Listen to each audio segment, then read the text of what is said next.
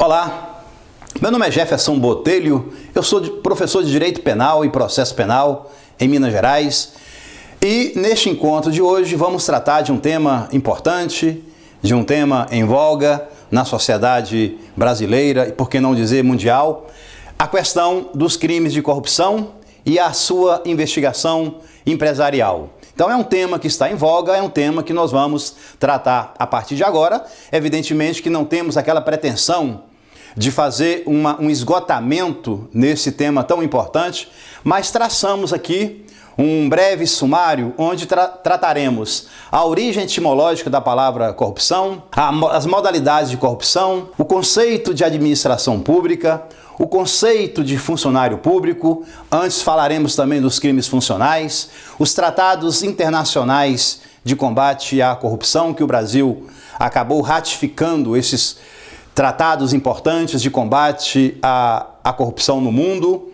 a questão da corrupção ativa, passiva, eleitoral, a corrupção entre particulares, os métodos de investigação da corrupção, as medidas de combate à corrupção, que são medidas propostas pelo Ministério Público Federal aqui no Brasil, que tem trazido um grande celeuma também no Congresso Nacional, e vamos apresentar algumas considerações finais neste encontro de hoje. Montesquieu já dizia que a corrupção dos governantes quase sempre começa com a corrupção dos seus princípios. E isso é verdadeiro, isso é natural, isso com certeza é uma verdade sabida. Bom, a corrupção vem do latim corruptus, que é uma junção das palavras cor, que quer dizer coração, e rupta, que significa quebra, rompimento. Logo, corrupção é o ato de quebrar em pedaços, ou seja, é de decompor ou deteriorar algo. É aquilo que corrompe, é aquilo que avilta, é aquilo que vilipendia, ou seja, é aquilo que causa uma putrefação moral, principalmente quando se fala da gestão pública. Existe aqui um conceito muito interessante que eu trouxe à colação. Corrupção é o ato ou efeito de corromper, oferecer algo para obter vantagem em negociata, onde se favorece uma pessoa e se prejudica uma outra. É tirar vantagem de um projeto de poder atribuído. A doutrina costuma colocar o pressuposto antecedente, o pressuposto necessário para a instalação da corrupção, que é a ausência de interesse ou compromisso com o bem comum.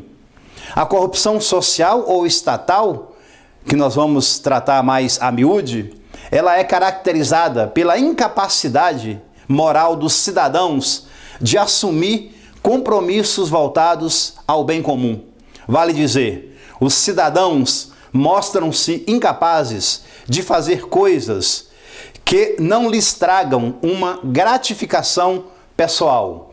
E aí, para falar de corrupção no direito penal brasileiro, eu gostaria de tratar pelo menos de 9 modalidades de corrupção. A corrupção sexual, que é tratada no artigo 218 do Código Penal, crimes contra a dignidade da pessoa humana, dignidade sexual, que foi modificado pela Lei 12.015 de 2009, consistente em induzir menor de 14 anos a satisfazer a lascívia de outrem. Isso está previsto no artigo 218 do Código Penal e é crimes contra a dignidade sexual. Também o Estatuto da Criança e do Adolescente, a Lei 8.069 de 90, no artigo 244b, traz uma modalidade de corrupção que é corromper ou facilitar a corrupção de pessoa menor de 18 anos, praticando com ela infração penal ou induzindo a praticá-la. A pena para esse tipo de delito é de reclusão de 1 a 4 anos. Está previsto numa lei especial no ECA.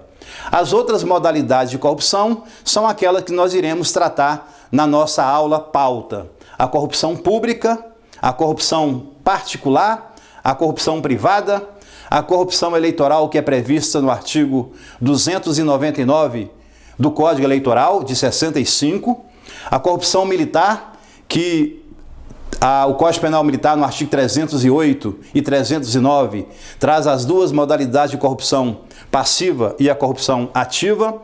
A corrupção de água potável, que está previsto no artigo 271 dos crimes contra a saúde pública. A corrupção de substâncias e produtos alimentícios, que está previsto no artigo 272 do Código Penal.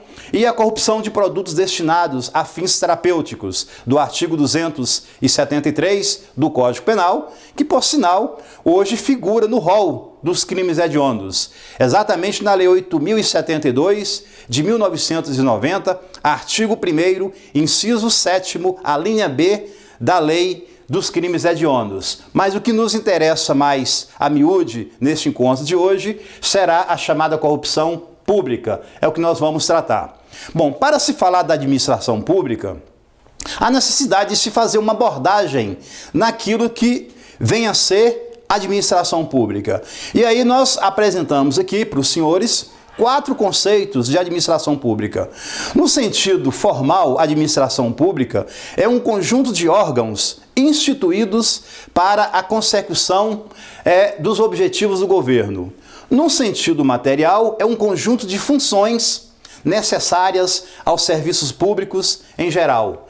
Numa acepção operacional, é o desempenho perene e sistemático, legal e técnico dos serviços próprios do Estado ou por ele assumidos em benefício da coletividade. E numa visão global, é todo o aparelhamento do Estado pré-ordenado à realização de seus serviços visando a satisfação das necessidades coletivas. Daí, para se tratar da chamada corrupção pública, em especial a corrupção passiva, prevista no artigo 317, houve a necessidade de se buscar um conceito de administração pública. E mais, nessa tela aqui apresentada, nós temos os chamados crimes funcionais. O que são crimes funcionais? São aqueles que a lei exige uma característica específica do sujeito ativo, ou seja, ser funcionário público. E esse tipo de crimes funcionais, ele se divide em crimes funcionais próprios, que são aqueles cuja exclusão da qualidade de funcionário público da elementar do tipo torna o fato atípico. A exemplo do crime de prevaricação, que é previsto no artigo 319. Se você retira a elementar funcionário público desse tipo penal, o fato é atípico. Temos também os crimes funcionais impróprios, que, excluindo a qualidade de funcionário público, haverá uma desclassificação do crime de outra natureza. E o exemplo que nós fornecemos é o crime de peculato. Se você retira a figura do funcionário público do crime de peculato, que é previsto no artigo 312 do Código Penal, evidentemente que pode haver a desclassificação para uma apropriação indébita do artigo 68 do Código Penal, pode haver uma desclassificação para o artigo 155, que é o crime de furto, do Código Penal. Por quê? Porque se o particular, que é chamado na doutrina de extraneos, pratica uma apropriação ou subtrai um bem da administração pública, ele não pratica o crime de peculato, não é? Tem a questão do concurso de pessoas, que nós vamos tratar mais à frente. Pois bem, o conceito de funcionário público é importante que o primeiro capítulo do título dos crimes praticados contra a administração pública, ele traz os crimes praticados pelo servidor público ou pelo funcionário público, que é a expressão utilizada pelo Código Penal, não pela Constituição, que utiliza a expressão servidor público. No final desse título 1º, traz um conceito de servidor público. Servidor público ou funcionário público, para efeitos penais, é aquele que, embora transitoriamente ou sem remuneração, exerce cargo, função ou emprego. E aqui nós temos o conceito de cargos como sendo criados por lei, com denominação própria, em número certo e pagos pelos cofres públicos. Temos o conceito de emprego para serviço temporário, com contrato em regime especial da CLT, e a função pública, que vai abranger qualquer conjunto de atribuições públicas que não correspondam a cargo ou emprego público. Então, esse conceito ele é importante para fornecer a elementar funcionário público, para estar caracterizando os crimes praticados pelo funcionário público contra a administração pública.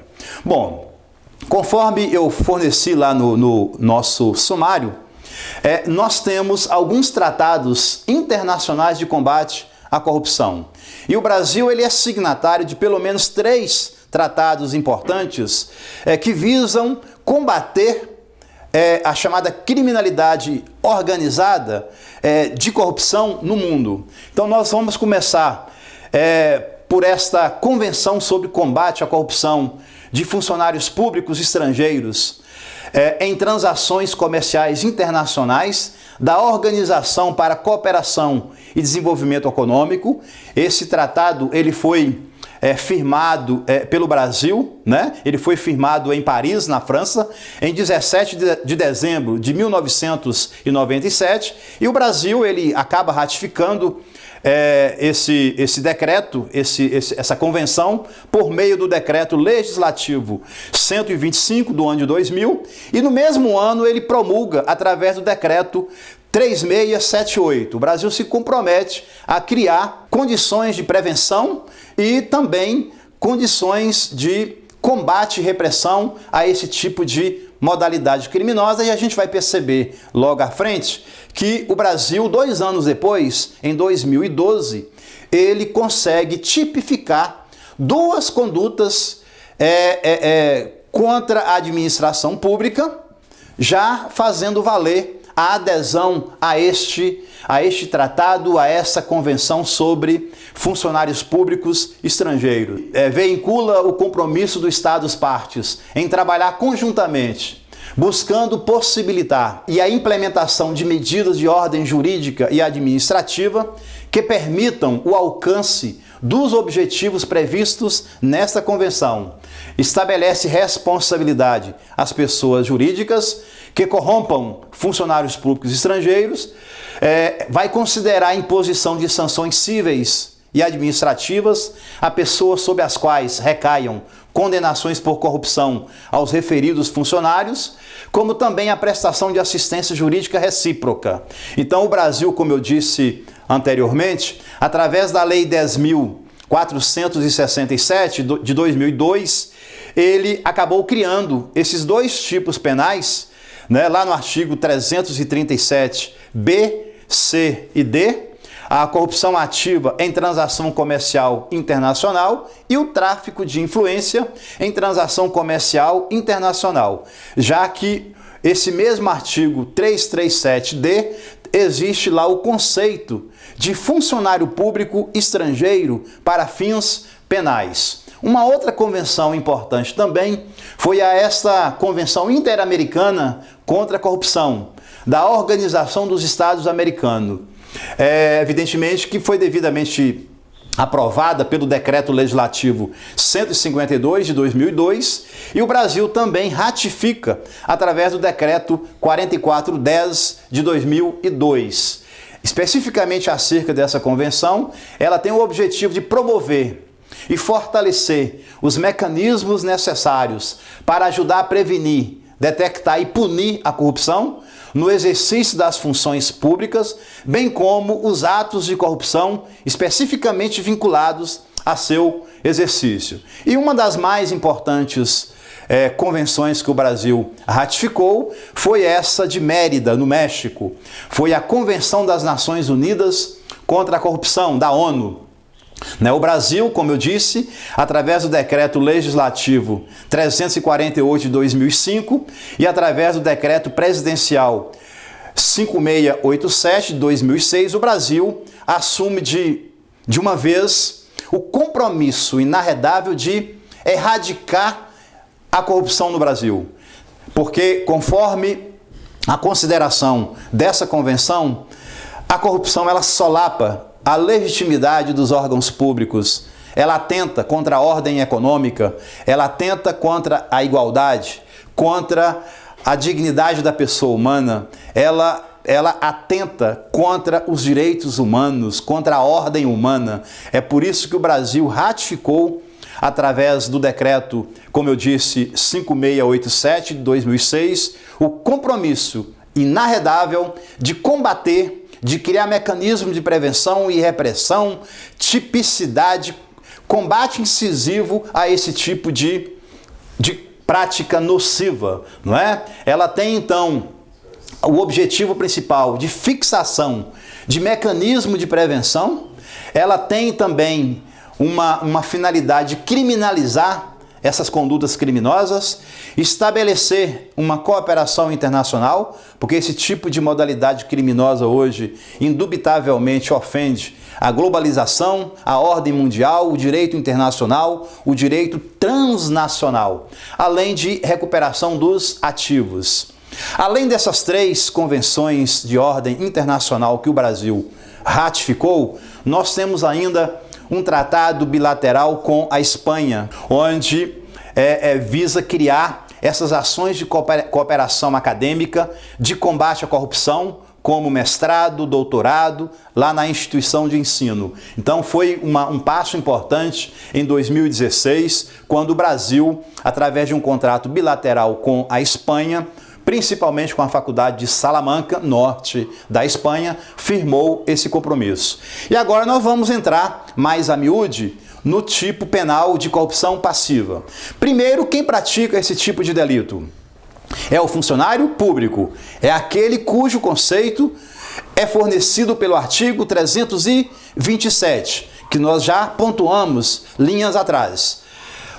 A elementar do tipo, a conduta típica, é um tipo penal de conteúdo misto, alternativo, de ação múltipla, formado por três verbos: solicitar ou receber, para si ou para outrem, direta ou indiretamente, ainda que fora da função, ou antes de assumi-la, mas em razão dela, vantagem indevida, ou aceitar a promessa de tal vantagem. A pena é de reclusão de 2 a 12 anos, além da pena de multa.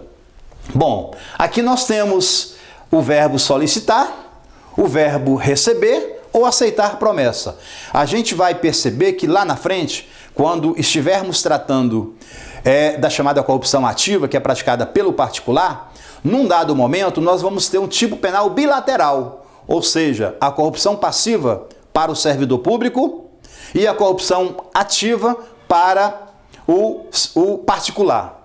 É o que nós vamos ver. A corrupção passiva também é prevista no Código Penal Militar, no Direito Penal Castrense, no Decreto-Lei 1001 de 1969, o Código Penal Militar, que traz todo o arcabouço para tratamento especializado, e o artigo 308 diz respeito ao crime de corrupção passiva. Receber para si ou para outrem, direta ou indiretamente, ainda que fora da função ou antes de assumi-la, mas em razão dela, vantagem devida ou aceitar a promessa de vantagem. A pena é de 2 a 8 anos de reclusão. Até entendo que, proporcionalmente, a pena deveria ser, pelo menos, para a chamada corrupção passiva comum, de 2 a 12 anos, em razão da reprovabilidade, da censurabilidade do militar, que tem a base na disciplina, na hierarquia. A pena deveria ser, para atender o princípio da proporcionalidade, pelo menos igual à chamada corrupção passiva comum, de 2 a 12 anos de reclusão. Então nós temos aqui na chamada corrupção passiva um tipo penal de conteúdo alternativo, que traz três verbos: o solicitar, o receber ou aceitar promessa de vencimento, de recebimento de vantagem indevida. Existe uma classificação doutrinária clássica que é fornecida pela doutrina. O crime de corrupção passiva, ele é próprio por quê? Porque o sujeito ativo, a lei exige, a lei demanda uma qualidade especial, uma condição especial em relação ao sujeito ativo, ou seja, ele tem que ser funcionário público. O crime é formal, porque não se exige a produção de um resultado naturalístico. O crime é comissivo, né? O solicitar, o receber, o aceitar promessa, é o movimento corpóreo. Ele pode ser comissivo por omissão, é chamado na doutrina de omissão imprópria, quando há violação de um dever legal, lá do artigo 13, parágrafo 2º do Código Penal. É instantâneo porque ele não se prolonga no tempo. Ele é unissubjetivo porque pode ser praticado por uma única pessoa, por um único agente. Ele é unissubsistente, que ele pode ser praticado por um único ato.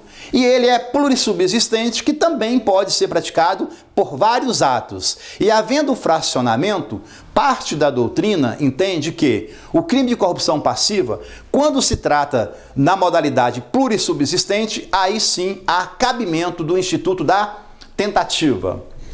A doutrina ainda costuma fornecer 4 classificações em relação à chamada corrupção passiva. A corrupção própria, quando o servidor ou funcionário público solicita, recebe ou aceita promessa de vantagem devida em razão de um ato ilícito. É a chamada corrupção própria, quando ele solicita, quando o funcionário recebe, quando ele aceita promessa para a prática de um ato ilícito. Na chamada corrupção imprópria, aqui o servidor público ele solicita, ele recebe ou ele aceita promessa de recebimento de vantagem indevida em razão de um ato lícito. É isso mesmo, ato lícito. Ainda que a conduta do servidor público seja lícita, ainda assim ele pratica o crime de corrupção, porque o servidor público, no exercício da função, ele é pago pela própria sociedade, pelo erário público. Então não há necessidade de receber benefício, de receber nenhuma dádiva, nenhum tipo de presente, para que ele possa ser motivado a fazer ou deixar de fazer algum ato inerente à sua função. Costuma-se ainda classificar a corrupção antecedente quando o pedido de retribuição é feito antes da realização do ato. É a chamada corrupção a priori. Também pode ser corrupção subsequente, quando o pedido de retribuição é feito após a realização do ato. É chamada de corrupção a posteriori. Então nós temos aqui aquela situação que eu falei para vocês, que o delito de corrupção passiva, muitas das vezes, ele se apresenta como delito bilateral. Imagina um particular é abordado pelo servidor público e o servidor público, no exercício da função, vai praticar um ato inerente à sua função e o particular oferece uma vantagem ao servidor público. O servidor público, ele tem 2 possibilidades. Ou ele dá voz de prisão para esse particular que acaba de praticar um delito de corrupção ativa, ou então ele opta em receber aquele valor. Neste caso, nós vamos ter o concurso de pessoas, só que há uma exceção à teoria monista, à teoria unitária. O particular vai responder no artigo 333 do Código Penal, cuja pena é de 2 a 12 anos de reclusão, e o servidor público vai responder pelo artigo 317, corrupção passiva, cuja pena também é de 2 a 12 anos de reclusão. Pois bem, aqui é a situação da chamada corrupção ativa, que eu acabei de dizer. Oferecer ou prometer vantagem devida a funcionário público para determiná-lo a praticar, omitir ou retardar ato de ofício. Percebe que a pena é a mesma, de 2 a 12 anos de reclusão, além da pena de multa. No direito penal militar, no direito penal castrense, também aparece a figura da corrupção ativa. A corrupção passiva está no artigo 308 do Código Penal Militar, Decreto-Lei 1001 de 69, E a corrupção ativa está no artigo 309. Percebe que nós temos aqui uma inovação, o verbo dar.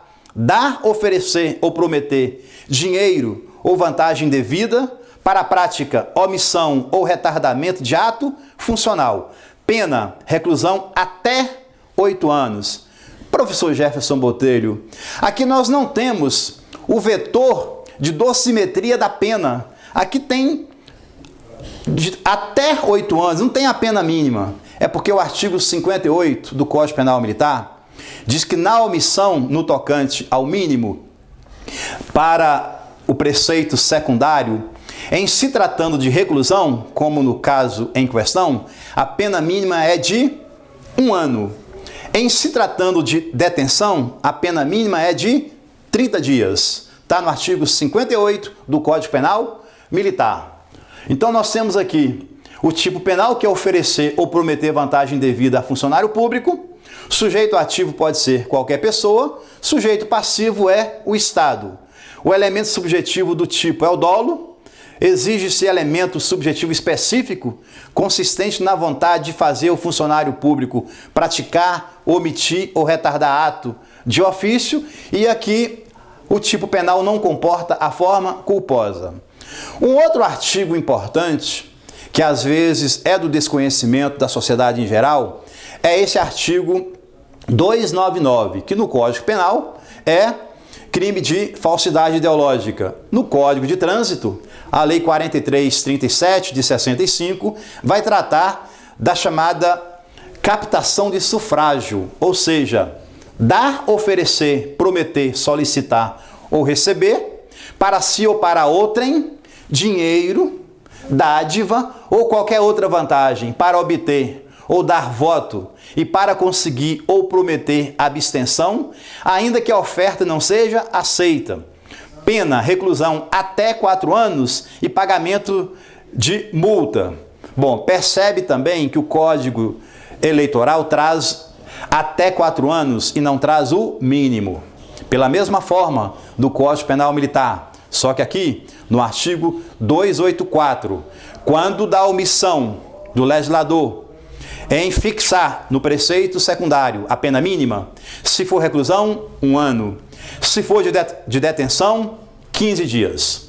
Pois bem, e aqui é importante, vou voltar, que nós estamos aproximando de eleições, que o eleitor que recebe qualquer vantagem de um candidato para votar ou deixar de votar, nessa chamada captação de sufrágio, ele também responde pela conduta criminosa, estando sujeito à prática de um crime federal, crime eleitoral, crime federal, de até 4 anos de reclusão. Importante frisar que não só o candidato que oferece, não só o candidato que dá, mas também o eleitor que recebe em razão da garantia do voto. Bom, nós temos aqui também uma conduta parecida, que é o crime de concussão, né? Que é previsto no artigo 316 do Código Penal, não é? Que a principal diferença é a conduta, é o verbo, não é? Enquanto na chamada corrupção passiva nós temos o solicitar, o receber e o aceitar promessa de recebimento, aqui na concussão nós temos o verbo exigir. Então, aquele servidor que exige, não é, uma vantagem devida, ele pratica crime de concussão, e é crime formal. Não há necessidade de recebimento da vantagem devida em razão da exigência, basta a exigência. Então, se o cidadão exigiu hoje e daqui a 10 dias ele vai receber o valor indevido, neste caso específico, o crime configurou 10 dias atrás, lá porque o crime é formal. Então, o crime se configura com a chamada exigência. É crime essencialmente formal, né? É crime essencialmente formal. Nós temos aqui que o exigir quer dizer ordenar, demandar, não é? É um crime grave, praticado somente pelo funcionário público. Evidentemente que, se houver um particular no concurso de pessoas, o particular poderá também responder pelo crime de concussão e também pelo crime de corrupção passiva. É chamado de extraneous, desde que a condição de servidor público ingresse na esfera de conhecimento do particular. Aí ele responde também pelo crime do funcionário público. Neste caso, já é pacífico na doutrina, aplica-se as normas do artigo 30 do Código Penal, que fala sobre a comunicabilidade das condições e das elementares do tipo penal. Então nós temos aqui, conforme eu disse, naquele tratado da França, onde o Brasil assumiu o compromisso lá em 2000 de tipificar, né, as condutas praticadas contra funcionário público na transação internacional. Então, no artigo 337b, o legislador previu a conduta criminosa da corrupção ativa em transação comercial internacional. Prometer, oferecer ou dar, direta ou indiretamente, vantagem devida a funcionário público estrangeiro ou a terceira pessoa para determiná-lo a praticar, omitir ou retardar ato de ofício relacionado à transação comercial internacional. A pena é de reclusão de 1 a 8 anos, além da pena de multa. E no artigo 337C aparece a figura do tráfico de influência em transação comercial internacional, que é solicitar, exigir, cobrar ou obter para si ou para outrem, direta ou indiretamente, vantagem ou promessa de vantagem. Aí vem aqui, a pretexto de influir em ato praticado por funcionário público estrangeiro no exercício de suas funções relacionado à transação comercial internacional. Aqui é a chamada vendício fume. Vendício fume é a venda de fumaça, é a chamada jactância enganosa, gabolice mendaz, não é? É a venda, é o engodo, é a venda de fumaça. Na verdade, é a pretexto de influir. Com a mesma consideração lá do artigo 332 do Código Penal, que relaciona o crime de tráfico de influência. A pretexto de influir funcionário público. Já no crime de exploração de prestígio, crimes contra a administração da justiça, que aparece no artigo 357, praticamente a mesma construção típica, só que agora a pretexto de influir no comportamento de juízes, de funcionários da justiça, de Ministério Público, de tradutor, de intérprete ou testemunha. É a diferença que tem entre o tráfico de influência e a exploração de prestígio, que até o advento da Lei 9.127 existia no Brasil essa dicotomia, essa conduta criminosa com dois nomes jurídicos. Então foi através da Lei 9.127 que houve essa diferenciação. O tráfico de influência, crime praticado pelo particular contra a administração pública, e a exploração de prestígio, crime praticado contra a administração da justiça, previsto no artigo 357. Sigamos. Aqui tem um conceito também de funcionário público, com aquela mesma lógica do artigo 327, só que agora é servidor público estrangeiro. É funcionário público estrangeiro. Considera-se funcionário público estrangeiros, para efeitos penais, quem, ainda que transitoriamente e sem remuneração, exerce cargo, função, emprego ou função pública em entidades estatais ou em representações diplomáticas de país estrangeiro.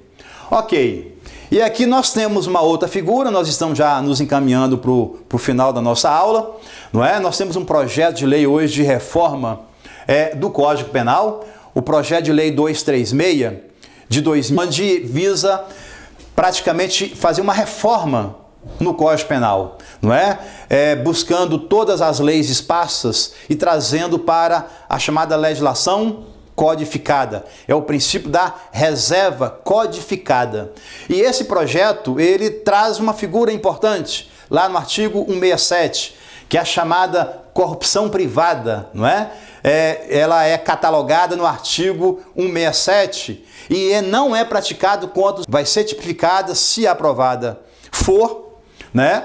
contra o patrimônio, exigir, solicitar, aceitar ou receber vantagem indevida como representante de empresa ou instituição privada para favorecer a si ou a terceiro, direta ou indiretamente, ou aceitar promessa de vantagem indevida a fim de realizar ou omitir ato inerente às suas atribuições. A pena vai ser de prisão, porque o projeto de lei acaba com a dicotomia reclusão e detenção e adota a fórmula prisão de 1 a 4 anos. Lembrando que esse tipo penal, essa conduta criminosa não é tipificada atualmente no Brasil. Ela é tipificada na maior parte da legislação europeia. No direito espanhol está lá no artigo 286, no direito italiano, no direito alemão, no direito francês. Então, assim, a Polônia, Portugal, então são países que punem esse tipo de conduta criminosa, e o Brasil passou da hora de tipificar também essa conduta. Até sugiro que esse artigo seja retirado do projeto de lei 236 de 2012 para trazê-lo para uma lei ordinária, para ficar mais fácil a tramitação e cumprir o compromisso que o Brasil tem com uma ordem internacional de tipificar, de prevenir esse tipo de conduta criminosa que, lamentavelmente, aqui na nossa legislação ainda não é tipificada. Lamentavelmente. Bom, nós temos ainda dentro desse modelo de corrupção entre particulares, a chamada corrupção laboral, que é aquela que envolve a lealdade entre empregado e empregador, a chamada corrupção em razão de concorrência desleal, que é utilizada pelo direito alemão e também pelo direito espanhol. A corrupção unicompreensivo, que é aquela que aborda as duas modalidades de corrupção, pública e a privada, e a chamada corrupção patrimonial, é aquela que tem um desfalque no capital social das empresas, que parece, salvo o melhor juízo, que é essa modalidade de corrupção que o Brasil vai tentar tipificar no artigo 167 do projeto de lei 236 de 2012. Bom, agora no crime organizado para a prática de corrupção. Esse método, essa investigação, ela passa por uma empresa. É muito adotado hoje no direito espanhol, né? Onde a investigação para combater esse tipo de prática criminosa, nociva, não é? Genocida, passa por um modelo empresarial. A empresa envolve pessoas, envolve meios, envolve organização, envolve estratégia. Como pessoas, aqui há uma tendência de qualificar, né, os agentes públicos, o Ministério Público, o Poder Judiciário, a instalação de varas especializadas para a prática, para o combate a esse tipo de delito, o próprio trabalho da polícia, o laudo pericial, não é? Qualificar o perito para a emissão de laudos importantes para esse tipo de corrupção.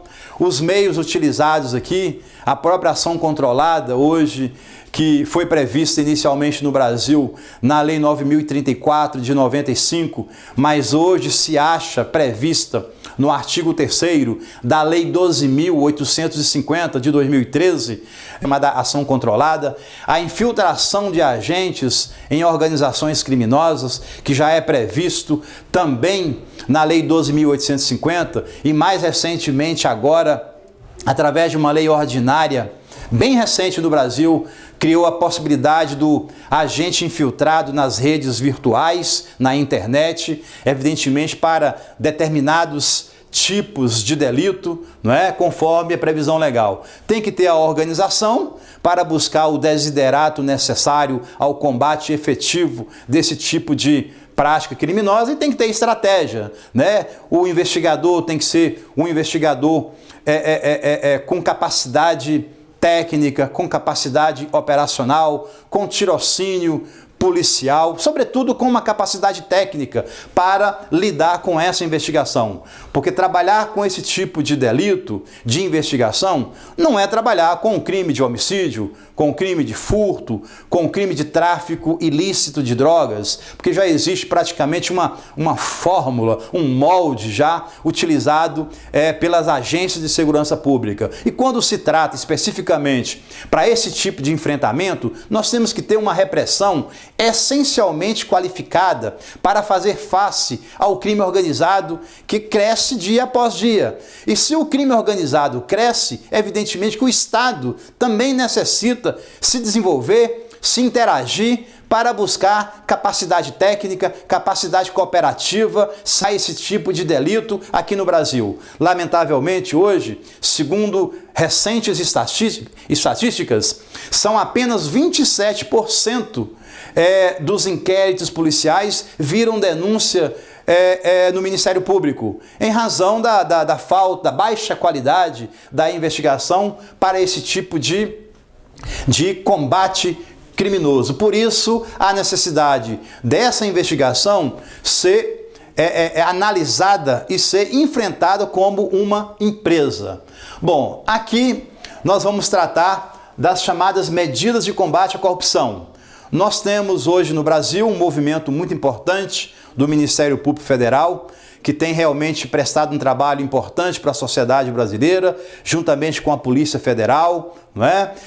Nós temos algumas propostas de modificação da legislação e criação de normas com a experiência de países onde o combate surtiu o efeito necessário. A gente percebe alguns países aí que ostentavam índices de países de maior índice de envolvimento nesse tipo de delito, mas hoje com alguns modelos implantados na legislação, pôde-se melhorar. A primeira medida é a medida preventiva.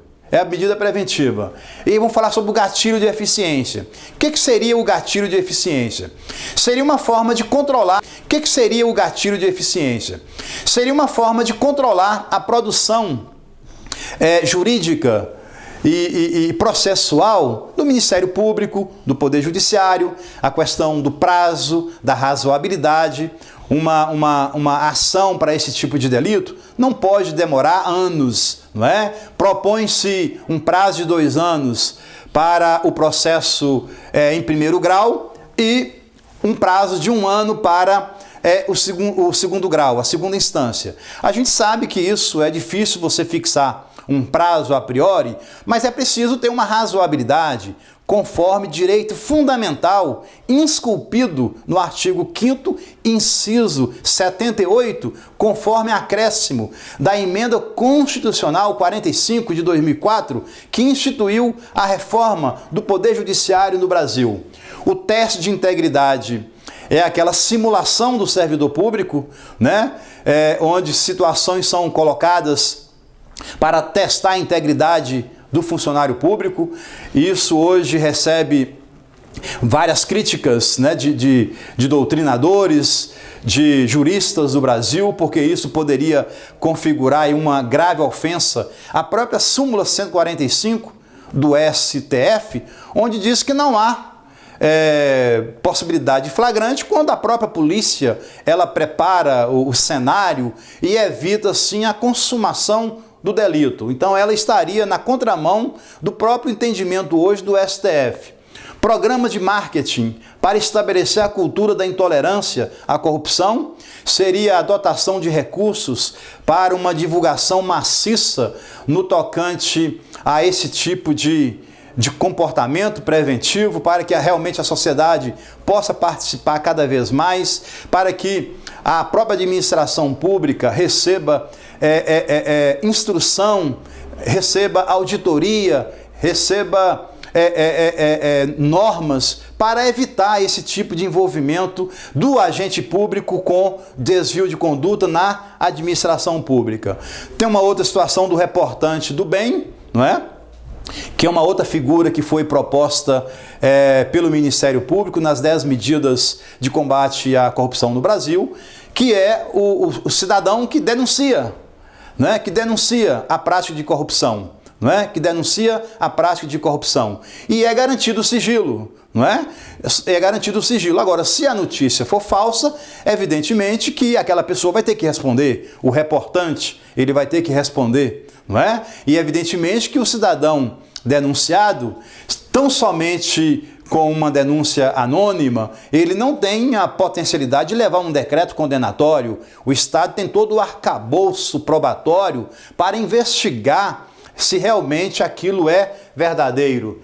Nós temos também a chamada criminalização do enriquecimento ilícito dos agentes públicos, a gente aí que acompanha a administração pública, que fez parte da administração pública durante 30 anos, a gente percebe que alguns agentes públicos têm uma evolução patrimonial formidável, totalmente incompatível com o vencimento, com o seu salário, não é? Então, é evidentemente que se realmente ficar provado que ele não acertou sozinho na Mega Sena, não é? E está com um patrimônio totalmente desproporcional, evidentemente que tem que passar por uma investigação, principalmente dos órgãos de corregedoria, para ver qual é a origem daquele bem, daquele patrimônio tão volumoso daquele agente público.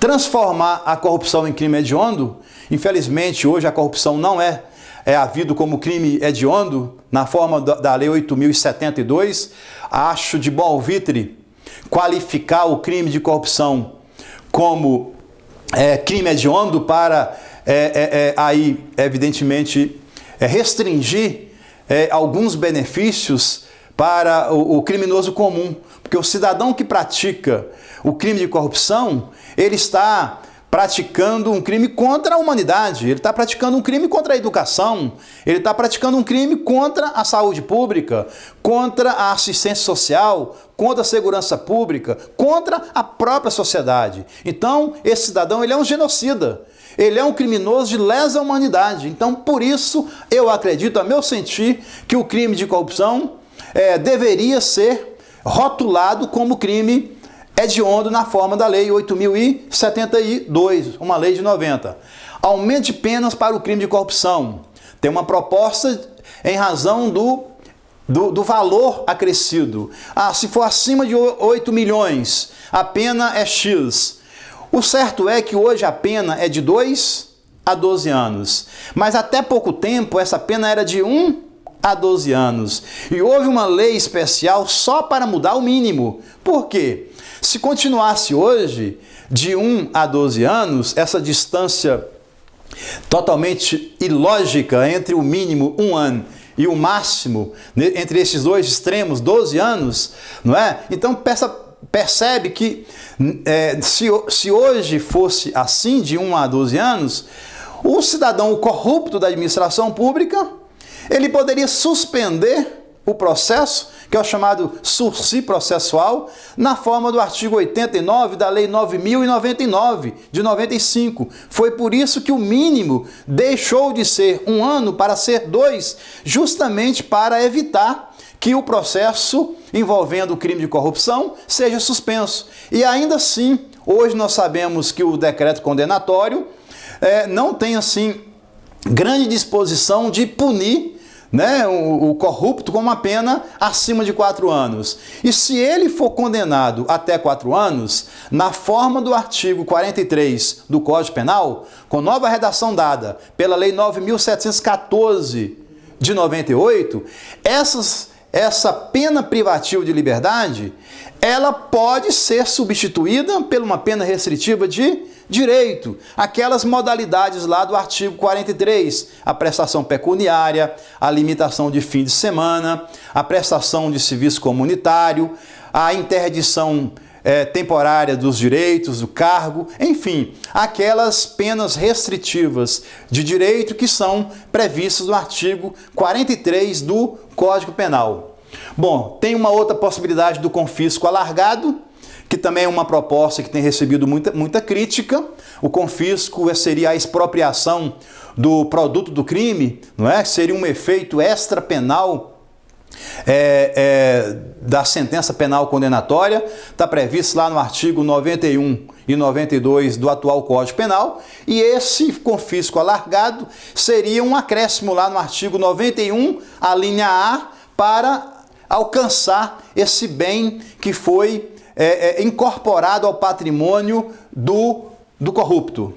A ação civil de extinção de domínio também é uma outra proposta do Ministério Público Federal, que tem recebido grandes críticas, né, de juristas no Brasil, mas é uma tentativa também de expropriar e enfraquecer, descapitalizar o corrupto, né, principalmente se for uma organização criminosa e aquele bem incorporado foi lavado, né? De repente tem um outro tipo penal, lavagem de dinheiro, da Lei 9.613 de 98.